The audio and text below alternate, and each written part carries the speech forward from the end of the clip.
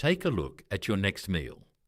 Whether it's a bowl of hot soup, a freshly baked loaf of bread, or a perfectly grilled steak, every bite shares one invisible ingredient: fire. It softens food, unlocks nutrients, destroys dangerous bacteria, and makes eating effortless. It's so deeply woven into our daily lives that we almost never stop to ask a simple question: what if fire didn't exist? Imagine waking up tomorrow in a world where every stove, every oven, every campfire, and every flame had suddenly vanished. There would be no coffee to warm your morning, no cooked breakfast waiting on the table, no boiling water, no roasted vegetables, no bread fresh from the oven. Even something as ordinary as a fried egg would become impossible. Now imagine something even more unsettling. You're standing on the African savanna nearly 2 million years ago. The air is dry. The grass stretches endlessly toward the horizon. Acacia trees cast thin shadows beneath a relentless sun. Somewhere in the distance, vultures circle high above the plain, while the distant roar of a lion reminds every living creature who truly rules this land. You're hungry, not the kind of hunger that sends you to the refrigerator, the kind of hunger that decides whether you survive another day. There are no farms, no supermarkets, no restaurants, no refrigerators, no cooking, no fire. Everything you eat must be found before something else eats it first. For millions of years, this wasn't imagination, it was reality, long before cities rose from the earth, before agriculture, before metal tools, before written language, before civilization itself. Our ancestors faced a challenge almost impossible for modern humans to imagine. How do you feed a growing brain in one of the most dangerous environments on Earth without fire? At first glance, the answer seems obvious. They hunted. It's the image we've all seen countless times in movies and documentaries. Early humans charging across the plains with wooden spears, bringing down giant animals through courage and teamwork. It's an exciting story, but it's also incomplete because the earliest members of our human family were not the fearless hunters we often imagine. Compared to the predators around them, they were astonishingly weak. They couldn't outrun antelopes. They couldn't overpower zebras. They had no claws, no fangs, no venom, no thick fur to protect them. Even their sense of smell and hearing were far inferior to many of the animals sharing their world. If a modern lion had encountered one of these early humans, the contest wouldn't have lasted more than a few seconds. So how did such vulnerable creatures survive? More importantly, how did they find enough food to fuel one of the most energy-hungry organs ever produced by evolution, the human brain? The answer wasn't hidden in strength, it wasn't hidden in speed, and it certainly wasn't hidden in massive muscles. Instead, it began with something far more powerful: observation, patience, curiosity, and a willingness to eat things that most of us today would never even consider putting in our mouths. What our ancestors discovered changed the course of human evolution forever. And surprisingly, some of the most valuable meals they ever found weren't hunted at all. They were simply waiting to be noticed. Some of the most valuable meals they ever found weren't hunted at all. They were simply waiting to be noticed. The African savanna wasn't an empty wilderness. It was a giant dining table, but only for those who understood how to read it. Every footprint in the dirt told a story. Broken branches revealed which animals had recently passed by. Buzzing insects hinted at hidden nests. The calls of birds warned of danger or pointed toward opportunity. Survival depended less on strength and more on paying attention. Our ancestors began each day as gatherers before they ever became hunters.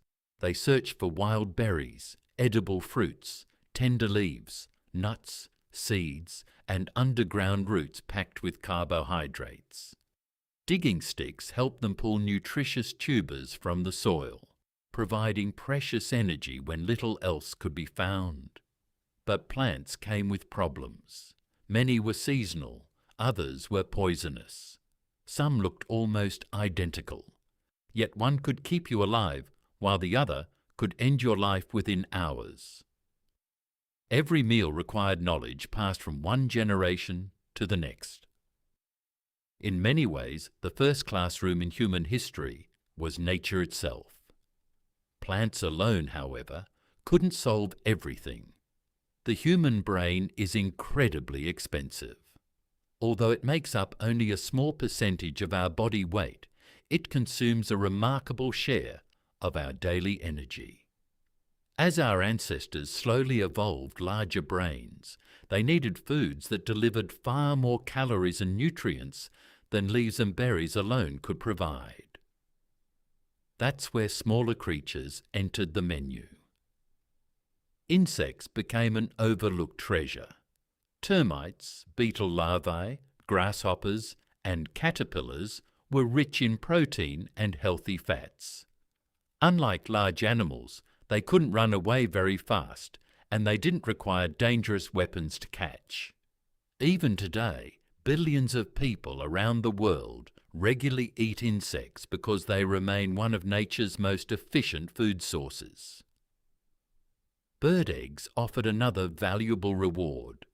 Finding a nest hidden among rocks or branches meant discovering a compact package of protein, fat, vitamins, and minerals.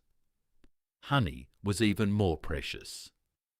Wild bee colonies were difficult and often painful to reach, but the sweet energy they provided was worth the risk. Modern hunter-gatherer societies still climb astonishing heights to collect honey, suggesting this behaviour may stretch back hundreds of thousands of years. Even with all these foods, one problem refused to disappear. None of them could consistently provide enough energy to support a rapidly growing human brain. Somewhere across the grasslands another answer was waiting. It didn't grow on trees, it didn't crawl through the soil, and strangely, it often appeared only after lions had finished eating. For most animals, a lion's kill meant danger. For our ancestors, it meant possibility. Imagine standing at a safe distance as a pride of lions tears through a freshly killed antelope. They eat quickly, taking the soft organs and the largest muscles, before disappearing into the shade. Soon after, hyenas arrive, crushing bones with jaws powerful enough to splinter solid femurs. Vultures descend from the sky, stripping away the last scraps of flesh. To us, the carcass would look empty. To an observant human, it was still full of opportunity. Early humans learned something remarkable. They didn't always need to hunt the strongest animals. Sometimes they simply had to wait. Armed with nothing more than sharp stones and patience, they approached abandoned carcasses only after the predators had left. Every step was cautious. A lion could return without warning. Hyenas often lingered nearby. One mistake could become their last. Yet the reward was worth the risk. Tiny pieces of meat still clung to the bones. Tough tendons ignored by larger predators could be cut away with simple stone flakes. But the greatest prize was hidden deep inside the skeleton itself. Bone marrow. Locked within thick bones was a soft, fatty tissue packed with calories. While lions and vultures focused on the obvious meal, our ancestors discovered that breaking open long bones revealed an energy-rich food source that many other scavengers couldn't easily reach. Archaeologists have found ancient animal bones bearing unmistakable cut marks made by sharp stone tools, alongside impact fractures created when early humans smashed the bones apart. These discoveries, dating back more than 1 million years, suggest that marrow extraction became an important survival strategy long before humans mastered fire. This was more than finding food. It was the beginning of thinking differently. Instead of competing with nature's strongest hunters, humans learned to exploit opportunities that others ignored. They survived not because they were the fastest or the fiercest, but because they saw value where every other predator saw leftovers. That simple shift in strategy may have changed the course of human evolution. But an even bigger breakthrough was still waiting. The food our ancestors collected could keep them alive. Yet much of it remained surprisingly difficult to eat. Raw meat was tough, roots were fibrous, seeds were hard, and every meal demanded enormous amounts of chewing. Then, one day, nature itself offered a discovery that would forever change the human story. Long before humans learned how to create fire, they had almost certainly learned how to fear it. Lightning storms regularly ignited dry grass across the African plains, leaving behind blackened landscapes and the smell of smoke. Most animals fled from the flames. Our ancestors probably did the same. But once the fire burned itself out, something unexpected remained. Scattered across the ground were the bodies of animals that hadn't escaped. Curious and cautious, early humans approached the charred remains. The meat looked different. It smelled different. More importantly, it was different. It was softer. It was easier to chew. And for the first time, their stomachs could extract more energy while spending less effort digesting it. No one can say exactly who took that first bite or what they were thinking. But that simple moment may have become one of the greatest turning points in the history of our species. At first, humans didn't control fire. They simply borrowed it from nature. Whenever lightning started a wildfire, they may have carried burning branches back to their camps, feeding the flames for as long as possible. A single fire could provide warmth during cold nights, keep many predators at a safer distance, and transform hard, raw food into something far easier to eat. Eventually, our ancestors learned an even greater skill. They stopped waiting for nature. They learned to create fire themselves. That discovery didn't just change dinner, it changed humanity. Cooking broke down tough fibers in meat and plants before they ever reached the stomach. The body could absorb more calories while using less energy for digestion. Meals that once required hours of chewing could now be eaten in minutes. Some scientists believe this extra energy helped fuel the rapid growth of the human brain. While many factors shaped our evolution, cooking almost certainly became one of the most powerful advantages our ancestors ever gained. The same creatures that once survived on berries, insects, eggs, roots, honey, leftovers, and marrow were beginning a new chapter. Fire gave them more than cooked food. It gave them extra time, time to make better tools, time to teach their children, time to share stories beneath the stars, time to think about tomorrow instead of simply surviving today. And perhaps that's the greatest lesson hidden in this story. Human evolution was never about being the strongest animal on Earth. We didn't have the sharpest claws.